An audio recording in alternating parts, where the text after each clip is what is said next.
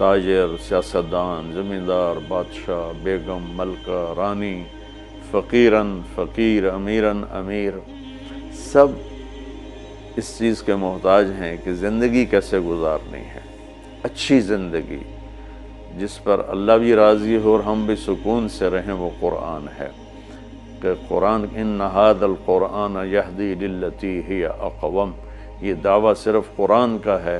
میرا اللہ فرماتا ہے کہ صرف قرآن ہی ہے جو تمہیں صحیح زندگی گزارنے کا طریقہ بتاتا ہے۔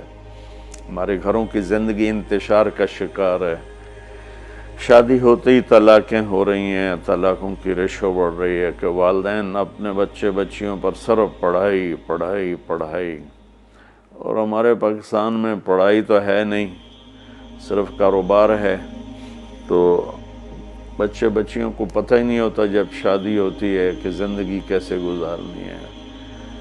ایسے والدین کو بھی نہیں پتہ ہوتا کہ ہم نے اپنی اولاد کو کس بنیاد پہ کھڑا کرنا ہے۔ تو قرآن وہ زندگی بتاتا ہے جس پر چل کر ہر بڑا چھوٹا، بڑی چھوٹی خوشگوار زندگی گزار سکتے ہیں۔ تو آپ نے فرمایا کہ اپنی اولاد کو قرآن سکھاؤ۔ دوسرا فرمایا وہ محبت، اور میری محبت سکھاؤ۔